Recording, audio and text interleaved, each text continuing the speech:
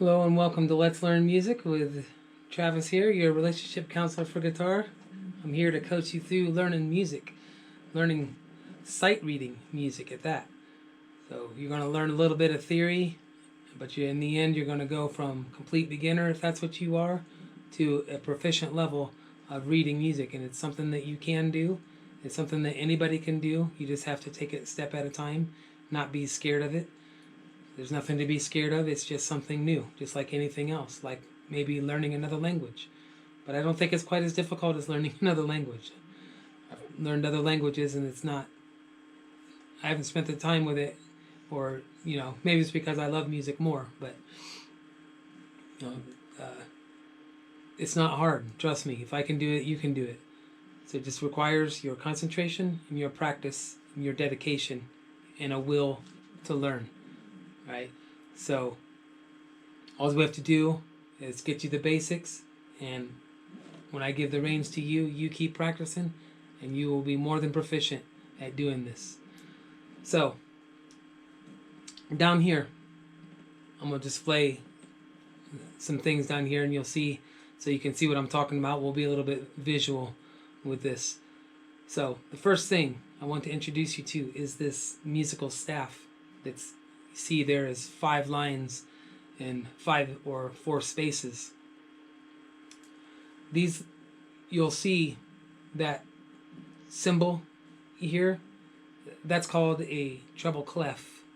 In guitar music, which is where we're learning on, that's all you're going to see is just that. On a piano, there's another one below it, and it's called a bass clef, and there's more lines. We don't need to fool with that because we're learning on guitar. So we don't have that lower register. We have this upper register, which is signified by that treble clef. Beside that, you're going to see numbers there, that 4 and a 4. So what that signifies is there's a note that we're going to go over. It's called the quarter note. There's 4 beats per measure, which is those vertical lines that the staff, those 5 lines are being divided by. You see those 2 vertical lines? They will go on and on in music, but those are inside, that is called a measure. Each one of those is a measure. So that number, those 2 numbers there, the one number is telling you that there's 4 beats within that measure. So that's how we're dividing time, so to speak, in that measure. The second number is a 4, and it's signifying the quarter note, which we will talk about in just a few moments. But that is what that is. So what it's telling you is that you're getting 4 beats per measure, and a quarter note is worth 1 beat. So basically it's going to be da, da, da, da. And if you had a quarter note, it would be on each one of those beats. So we'll get more in depth into that, but just for now, I just want to teach you about this staff and get you familiar with this, because this is what you're going to be seeing all the time. Now, sometimes you're going to see what they call a common sign or a common time signature, which is 4/4, but it looks like a C, and there, and so that can be used interchangeably with that 4/4. There's other time signatures such as 3/4 and 6/8 and other time signatures, but by far 4/4 is the most common. Okay, with all that said, when you look at this staff here, what you see is 5 lines and 4 spaces in between those lines. Those lines have letters designated to them from the musical alphabet, which is from A to G. So you have A, B, C, D, E, F, G, and back to A. Now, it's not starting that way. Generally, how people learn this, and you've probably learned this in school, maybe not, or even heard this, but the lines are designated as E, G, B, D, and F. F being the topmost letter, as you can see there, and E being the bottommost letter, which you can see there. I have them written across the bottom too. So you can think of that as every good boy does fine, or every good boy deserves fudge. There's all kinds of ways that people remember that.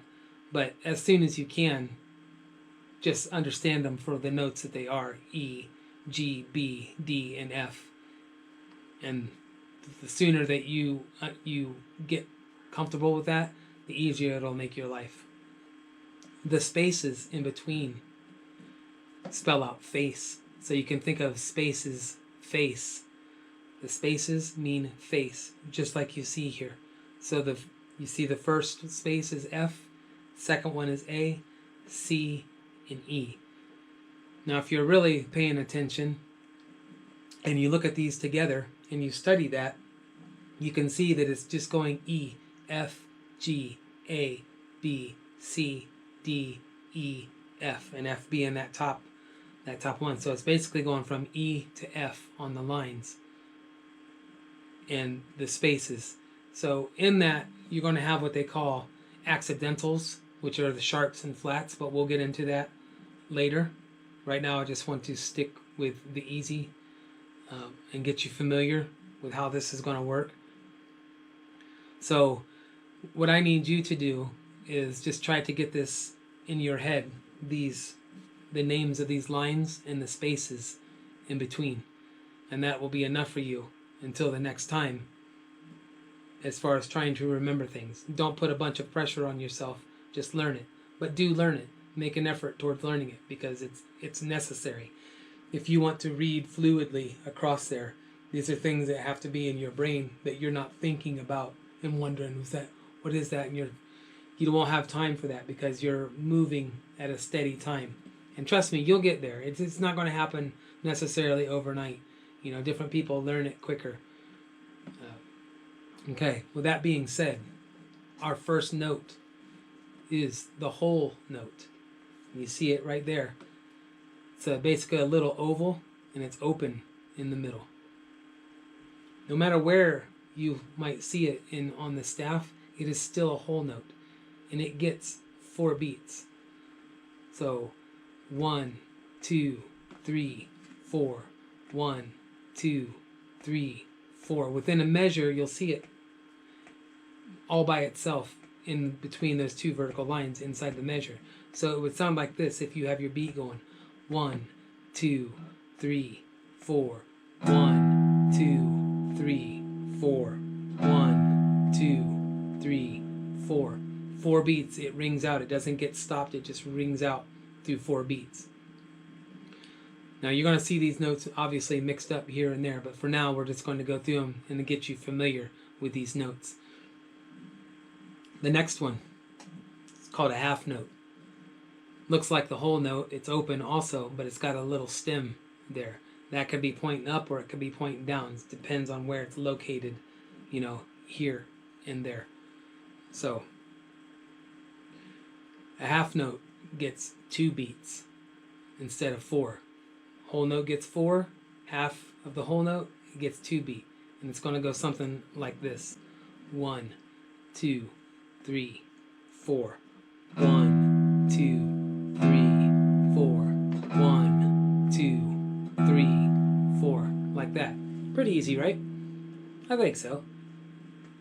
Next one up is the quarter note. We talked about that earlier. That's what you see in that time signature. The 4, that is what that is designated. So you would designate the whole note as a 1, the half note as a 2, the quarter note as a 4, so on and so forth. 8 would be an 8th note, would get 1 beat. But usually you're just going to see that 4/4 the common time, and commonly also 3/4 time. The quarter note, 1 time each beat. So you can imagine 1, 2, 3, 4. 1, 2, 3, 4. 1, 2, 3, 4. And so on and so forth. You'll notice that this quarter note is filled in. Looks like the half note, but it's filled in. That is the difference. So when you look at it and you see that that's open, I kind of like to remember it like when you're playing, you come across a half note, it's open, and so is the space after it generally, because you're going to have a beat probably after it. That is generally the case. So That's what kind of trips people up when they first start sight reading music. Next one up is the eighth note. And the only difference, this looks like the quarter note, except for if you'll notice it's got a little flag on it. So that's how you designate. An eighth note is half of the quarter note.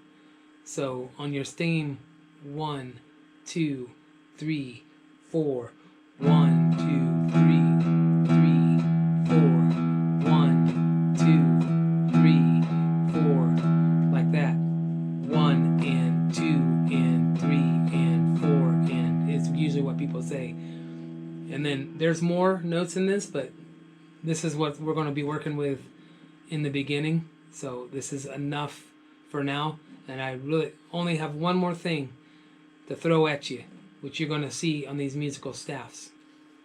If you'll notice what I just put up here, these ledger lines, even though there's 5 lines, that you see 5 lines there, there can be lines above it because of the nature of the guitar.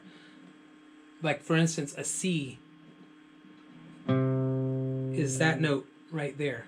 It falls below the register, in the register that music is written, that's treble register here. This E here, you see, is now up above the register here. This G is below on those lines. Those lines are just a continuation of both up and down. So if the top line is F, it is your every good boy does fine, F. That next space is G. The next line, A. The next space, B. The next line, C. And so on and so forth. And it works the same way going down. E. The next space is D. The next space or the next line is C. And you'll get used to that. You'll get used to seeing that. That middle C is what you'll see a lot, because that's just very, very common in music, and that is called middle C.